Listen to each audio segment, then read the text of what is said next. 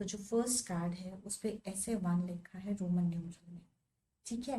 और इसका मतलब हमारी जो नॉर्मल मैथ्स हमने स्कूल में पढ़ी है उसमें इसका मतलब होता है 1। तो 1 हो गया magician card, the magician card. इसके आगे द भी आता है, वो मैं नहीं लिख रही। दिस इज 2, ये ऐसे 2 लिखा हुआ है।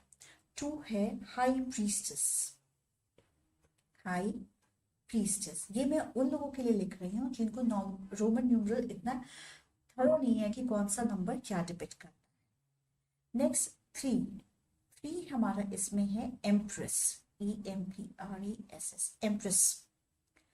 4 is emperor,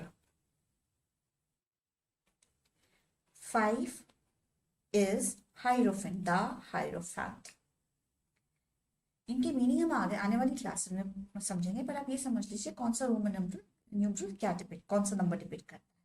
6 is lovers, 6। 7 is chariot, 8 strength, 9 the hermit, 10 the wheel of fortune, wheel of fortune। ये नंबर 1 से 10 तक हो गए। 11 रोमन न्यूमरल्स में लिखा जाता है एक एक्स और आगे एक 1 बना के, तो ये बन जाता है अपने हिंदी नॉर्मल लैंग्वेज वाले का 11। सो 11 से हम डिपिक्ट कर justice,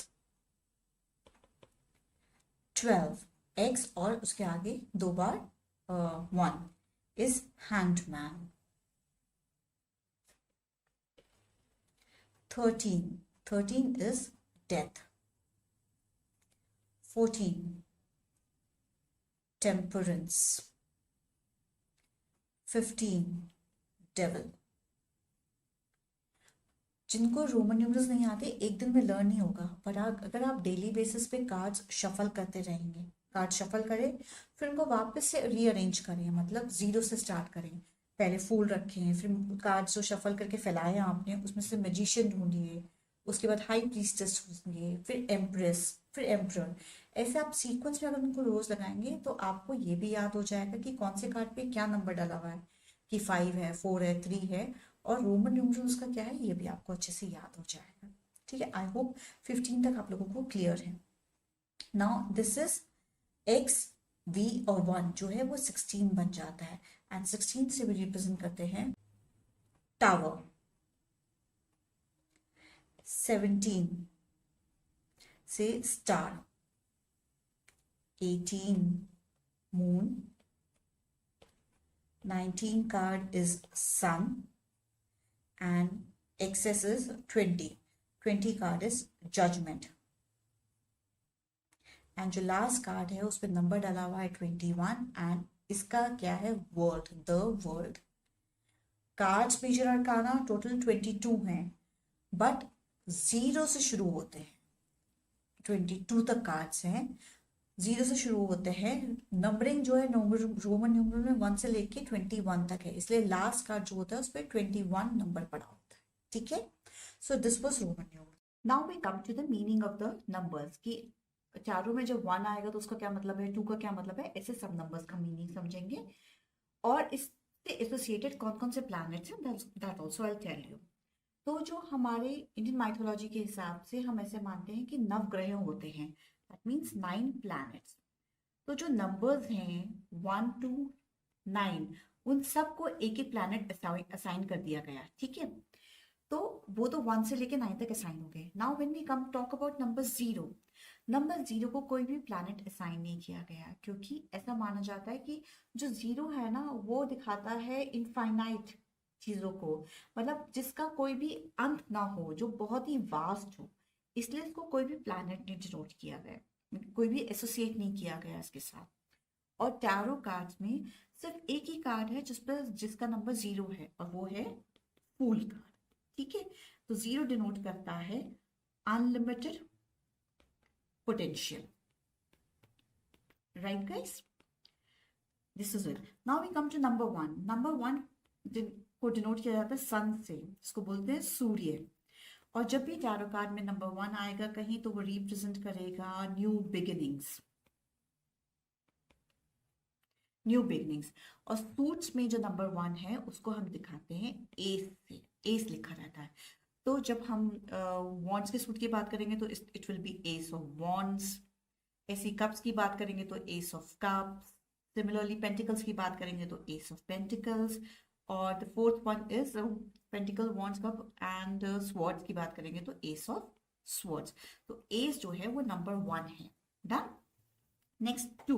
whenever we talk about 2 we talk about moon. तो मून को एसोसिएट किया गया है नंबर 2 के साथ और उसको बोलते हैं चंद्र। और 2 हमेशा शो करता है balance, right? Balance of emotions, balance कैसे लाना है लाइफ में। तो जितने भी बैलेंस हैं वो हम मून ओब्लिक 2 से रिप्रेजेंट करेंगे। अब जब कार्ड टैरो रीडिंग में कार्ड आता है उसके साथ और कार्ड्स ड्रॉ आते हैं होते हैं तो ओवरऑल देखा जाएगा कि क्या बताना चाह रहा है, कि बैलेंस मेंटेन करने की ज़रूरत है या मैं बहुत अच्छे से बैलेंस बनाया हुआ है अपने लाइफ में या बैलेंस बिगड़ गया। दैट विल सी आगे वाले सेशंस में कि रीड कैसे करने हैं कार्ड्स को। ठीक है। नंबर 3। नंबर 3 को हम हमेशा कहते हैं कि इट इज गुरु, गुरु से रिप्रेजेंट करते हैं। इंग्लिश में बोलते हैं जुपिटर और हिंदी में बोलते हैं गुरु या फिर बृहस्पति। ठीक है, बृहस्पति। गुरु जो है गुरु बोले जाते हैं कि जो दानव होते हैं, असुर होते हैं और देवताओं होते हैं, उनमें जो देवताओं के गुरु हैं उन्हें बोलते हैं बृहस्पति। ठीक है। सो गुरु ऑफ गॉड्स, देवतास। अब जब क्योंकि ये देवता के गुरु हैं तो ऑब्वियसली वही बहुत नॉलेजेबल होंगे, बड़े एथिक्स से चलने वाले होंगे। तो इसलिए ऐसे आप याद रखेंगे क्योंकि देवताओं के गुरु हैं तो बहुत ज्यादा नॉलेजेबल है। इसलिए 3 जहां भी आएगा वहां हम रिप्रेजेंट करेंगे knowledge, right? Next number 4। Number 4 को हमेशा रिप्रेजेंट करते हैं राहु से।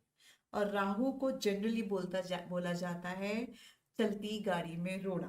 ऐसे आप इसको याद रखिएगा। चलती गाड़ी में रोड़ा मतलब सब कुछ सुचारू रूप से चल रहा है तो बट रोड़ा आ गया, that means some limitation has cropped up, so it talks about limitations. ठीक है। Next we come to number 5। Number 5 होता है मरकरी और मरकरी को बोलते हैं बुध देवता एंड ये रिप्रेजेंट करते हैं हमेशा कम्युनिकेशन। तो जब भी टैरो कार्ड में नंबर 5 आएगा तो कहीं ना कहीं उसका एसोसिएशन कम्युनिकेशन के साथ होगा। नंबर 6। अभी जैसे मैंने आपको बताया जो देवताओं के गुरु हैं वो हैं बृहस्पति, दैट मीन्स जुपिटर। ऐसे ही जो असुरों के, राक्षसों के गुरु हैं वो हैं वीनस, शुक्राचार्य। ठीक है। अब क्योंकि ये डीमंस के, राक्षसों के गुरु हैं तो राक्षसों को सबसे ज्यादा क्या पसंद होता है? उनके लिए जनरल कि खाओ पियो मौज करो, ऐश करो, ऐशो आराम उनको चाहिए होता है। ठीक है। इसलिए जब भी नंबर 6 आएगा उसको वीनस से एसोसिएट करेंगे and it will represent luxuries and it also represents love, it also represents lust. So this is all about Venus. Now number 7 is Ketu. Ketu depict करता है कंफ्यूजन। ऐसे बोलते हैं केतु भ्रमित होता है। That also I tell you क्यों ऐसे बोलते हैं। तो हमारे इंडियन मैथोलॉजी के हिसाब से जब समुद्र मंथन हो रहा था अमृत को रिट्रीव करने के लिए तो एक राक्षस थे स्वरभानु। तो स्वरभानु जो है वो देवताओं की लाइन में बैठ गए अमृत पीने के लिए। तो उनको जो है सूर्य और चंद्रमा ने देख लिया था और बताया था कि ये एक राक्षस बैठे हैं देवताओं की लाइन में अमृत पान करने के लिए। तो विष्णु जी ने क्रोधित होकर उनका एकदम गला काट दिया था। और तब तक जो है ये स्वरभानु जो है अमृत थोड़ा सा पी चुके थे। अब अमृत का पान कर लिया थोड़ा और गला भी कट गया। तो क्या हुआ, इनकी मृत्यु नहीं हुई। इनका अब जो है हेड अलग रहता है और बॉडी अलग रहती है। तो जो इनका हेड है उसको हम बोलते हैं राहु। ठीक है, राहु। इसलिए हमने बोला लिमिटेशन। राहु के पास दिमाग तो बहुत है बट बॉडी नहीं है नीचे की, इसलिए ही is limited in his movements, in his ideas, believes, ऐसे बोलते हैं। केतु। अब केतु क्या है? केतु लोअर पार्ट है, इनके पास हेड नहीं है। अब हेड नहीं है तो उनको पता ही नहीं है कि करना क्या है, कैसे है, तो ये डायरेक्शनलेस, ओरिएंटेशन नहीं है, इसलिए इनको बोलते हैं भ्रमित या always confused. So this is Rahu and Ketu. Now is 8 is given to Saturn, जिनको हम बोलते हैं शनिदेव. अब शनि देव के बाद साथ एक बात बहुत फेमस है, अगर आप लोग को मालूम है, कि शनि देव का जब डंडा पड़ता है तो कोई भी उससे बचा नहीं पाता है. कि शनि देव के नाम से हम लोग सब घबरा जाते हैं कि ओह, जैसे सुना होगा शनि की ढैया चल रही है, साढ़े साथी चल रही है, तो मतलब कईयों का कहते हैं कि बहुत ही बुरा टाइम जाएगा. तो मतलब शनि देव जो है ना, बेसिकली पनिशमेंट देते हैं. शनि देव दिखाते हैं struggles of life, struggles of life. तो 8 नंबर डिनोट करेगा स्ट्रगल्स. बट शनिदेव के साथ एक चीज और है कि अगर इंसान लाइफ में जो स्ट्रगल है वो करता रहे तो उसको वो सक्सेस भी पक्का देते हैं, राइट. स्ट्रगल्स आने के बावजूद भी अगर बंदा हार्ड वर्क करता रहे तो हार्ड वर्क से उसको सक्सेस डेफिनेटली मिलेगी. तो शनि जी का ये है कि डिफिकल्टीज आएंगी, बट अगर हार्ड वर्क करते रहे तो सक्सेस भी डेफिनेटली मिलेगी. So this is number 8, Saturn. Next is 9. 9 हम रिप्रेजेंट करते हैं मार्स से, मंगल देव. और मंगल देव को हम किन्हें बोलते हैं? हनुमान जी को बोलते हैं. और मंगल देव क्या रिप्रेजेंट करते हैं? Strength and courage. Strength and करेज, क्योंकि हनुमान जी के लिए तो ये है ना कि बहुत ही बलशाली हैं, बहुत ही उनमें करेज है. तो स्ट्रेंथ एंड करेज जो है वो मंगल 9 से रिप्रेजेंट करते हैं. Next we come to 10. अभी 1 से लेके 9 नंबर तक हमने सबको एक एक प्लैनेट दे दिया है. अब जो 10 नंबर है, 10 नंबर रिप्रेजेंट करता है completion of something, completion of something, completion of something. और अगर देखा जाए जो 10 नंबर है वो मिला के बनता है 1 + 9 को, ठीक है. तो साथ के साथ ये भी डिनोट कर रहा है कि कुछ कंप्लीट तो हो रहा है बट कुछ नया भी शुरू हो रहा है. Start of something new also, something new also, ठीक है. सो ये है नंबर 1 से लेके 10 तक टैरो में. अब अगर आप पूछोगे कि नंबर 11 आएगा तो हम क्या करेंगे, वही नंबर 11 आया तो हम क्या करेंगे, दोनों के डिजिट्स को ऐड कर देते हैं. 1 + 1 = 2, तो ये बन जाएगा नंबर 2. तो नंबर 2 हमने बताया कि बैलेंस की बात करता है, तो इट विल मीन बैलेंस, ठीक है. अब इसी तरह अगर कोई भी नंबर ले लीजिए आप टैरो कार्ड में, सपोज टैरो कार्ड में नंबर 18 आ गया तो हम कहेंगे ये क्या बन गया, तो 18 का मतलब हो गया 1 + 8 = 9. तो ये रिप्रेजेंट होगा मार्स से, मतलब स्ट्रेंथ एंड करेज से. तो इस तरह हम सारे कार्ड्स का मीनिंग निकाल सकते हैं. और अब मीनिंग अब हमें सब नंबर्स का समझ आ गया. अब हम जब आगे कार्ड्स पढ़ेंगे उनका मीनिंग समझेंगे, तो ये नंबर्स तब तक आप याद कर लीजिएगा. It will really benefit you in understanding the meaning of the card in more depth. तो once again for your convenience I repeat, 0 को किसी प्लैनेट से एसोसिएट नहीं किया गया है and it represents unlimited potential. 1 sun represents new beginnings, ये रहा, change the color of the pen, represents new beginnings. 2 represents balance. 3 is knowledge. 4 limitations. 5 communication. 6 luxuries, love, lust. 7 is confusion. 8 struggles, but in struggle में hard work करेंगे तो success also is denoted by 8. 9 is strength and courage, and number 10 represents completion and start of something new. So this was all about the numbers. Next we come to the colors. Colours को समझने के लिए मैं आपको एक easy तरीका बताती हूँ जिससे you'll be able to remember the colors. Just imagine flag of India. Flag of India में सबसे ऊपर कौन सा कलर होता है? Saffron, right. तो सैफरन को यहाँ हम समझेंगे कि ऑरेंज है, और वो सैफरन कलर क्या रिप्रेजेंट करता है? वो रिप्रेजेंट करता है स्ट्रेंथ. और क्या रिप्रेजेंट करता है? करेज. सिमिलरली टैरो कार्ड में भी जहां पे भी ऑरेंज कलर आएगा वो रिप्रेजेंट करेगा स्ट्रेंथ और करेज.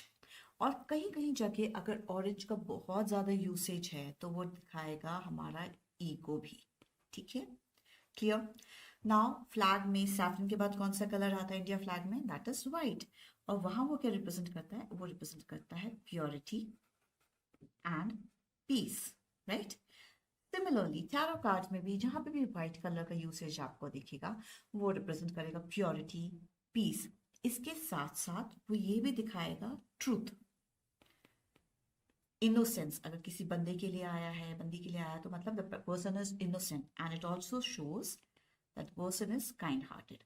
तो ये सब व्हाइट रिप्रेजेंट करेगा। नेक्स्ट, फ्लैग में व्हाइट के बाद क्या आता है? ग्रीन आता है। एंड ग्रीन कलर क्या डिपिक्ट करता है फ्लैग में? It shows prosperity. और वही ग्रीन कलर, वही टैरो कार्ड्स में green colour represents prosperity, right? Green colour आपको जनरली टैरो कार्ड्स में बैकग्राउंड में मिलेगा या नीचे ग्राउंड में मिलेगा, विच विल शो की prosperity. Done. Next we come to red. अब व्हेन वी लव समवन तो हम उसको कौन से कलर का फ्लावर देते हैं, रोज देते हैं? Obviously we give red. तो red represents love. Red also represents passion and energy, ठीक है?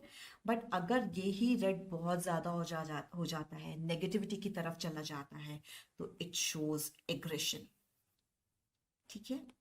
Red is also clear. Yellow. अब जब भी हम येलो कलर देखते हैं, लाइट येलो कलर या इमेजिन करते हैं, तो it generally shows happiness, brightness. तो येलो टैरो रीडिंग्स में जब भी आएगा, कार्ड्स में आएगा, that will show brightness. When I'm talking about brightness, I don't mean कि ट्यूबलाइट ऑन कर दिया और ब्राइट हो गया सब कुछ। इट इज ब्राइटनेस, मतलब सब कुछ पॉजिटिविटी की तरफ ब्राइट। तो yellow will show brightness and positivity, ठीक है? Next come to blue.